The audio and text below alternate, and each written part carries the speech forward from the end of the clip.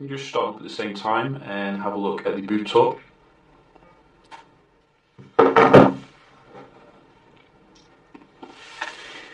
So the Blackberry is coming with some more modest specs, obviously not the highest end phone, but I think it's more geared towards longevity, and that I have found in terms of the performance is quite middling, shall we say. You can see Samsung is up and operational very fast. We do get some nice funky noises though from the KEYone here. Let's just have a look at the speed then of both devices. So we're just going to open up some apps. First things first, you can see how bright the display is on the Samsung. That is something very apparent actually. I wish they used a more brighter display on the Blackberry.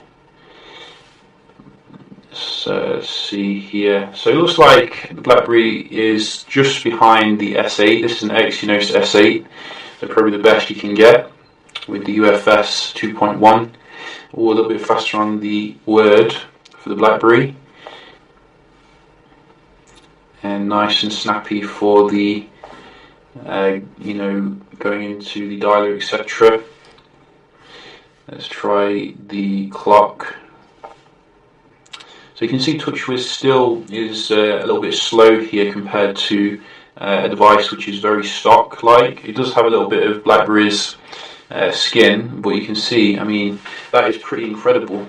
I didn't think that the little KEYone here could keep up with the latest Samsung on modest specs. Just imagine if they'd have put a Snapdragon 835 in there. I mean, then we'd be seeing a proper beast Blackberry device. But overall, I'm quite impressed, I gotta say, for the basic apps. I would go as far as to say I think the Blackberry actually won there.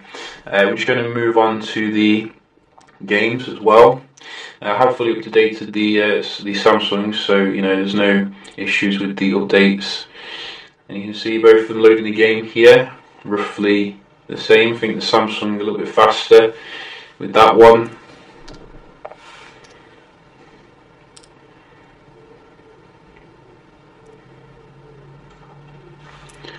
And again, Samsung a little bit ahead here for Fallout, Star Wars. Neither of them speed demons, but it looks like the Blackberry is going ahead again here, which is very nice. Oh, that was probably the Samsung to actually load the game. GTA.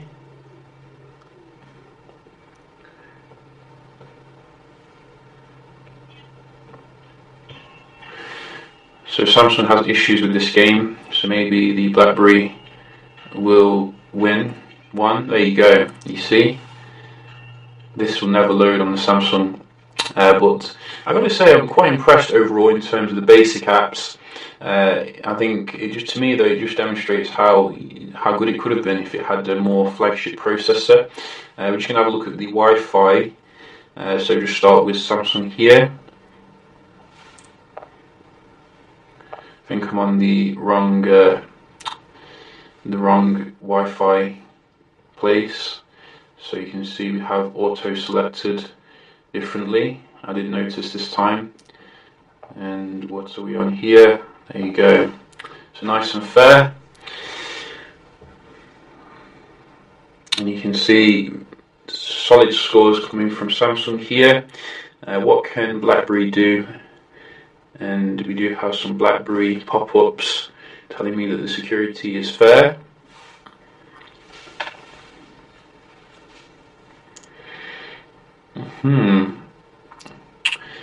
So you can see this performance seems to be hamstrung by the processor here, which is a bit of a shame really, given the good overall day-to-day performance. And let's just see the web browsing here. So we'll just load up a few websites. Gotta say the display on the Samsung just blows away the one on the Blackberry, which is a shame because the Priv had very good displays, I remember. AMOLED, I think. You can see here We do have, I think, Samsung a little bit ahead loading the page, but it's doing quite admirably, not too far behind here. Let's just try GSM. Oh, we're typing on the keyboard, feels good.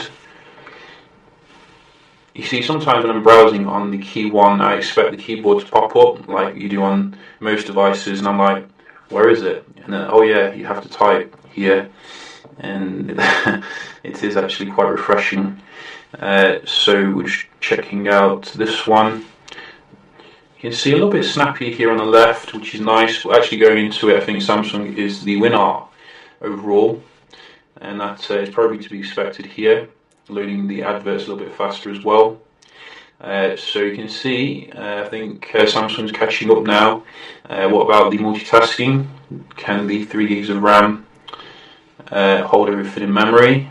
Just try these apps here. So I've done them back to front, I know, but we will straighten things out a little bit. Oh, it's kept this one in memory. This one reloaded. So 1 point to the KEYone. Both kept that in memory. And again, a slight reload on the Samsung there, but not a huge deal. I think the KEYone's doing quite well here overall in terms of the memory management. There doesn't seem to be too much in the way of lags. It seems to be keeping up with Samsung pretty well. How can it cope with the heavy games? You see both of them reloading the games here, which is not what I would expect from Semi, but I think it does reload a bit faster than the KEYone, which you can see is still reloading the game. Reloading again here on the Samsung, which you wouldn't expect really.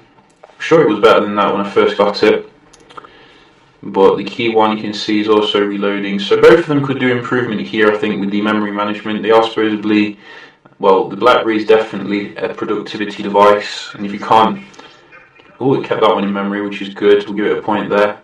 So it's got 2 points here over the Samsung when it comes to memory management. How does that work? That is pretty epic. And this one as well, 3-0. So, I'm going to eat my words. I think BlackBerry did pretty well there, considering the specification. I think they've done pretty good on some modest specs, but overall, I think most people are going to be enthralled by the Samsung here. Let's just be honest. In terms of the build quality, it just feels so much futuristic compared to the Blackberry, which feels a little bit, going back into 2010.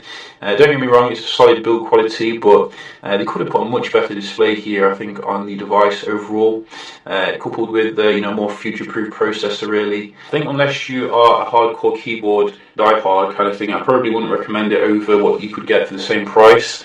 You could get last year's flagship, you could get this year's flagship for a little bit more money, but if you are looking for the BlackBerry experience with the keyboard, etc., it's probably the only phone worth recommending at the moment in terms of it's running the latest software.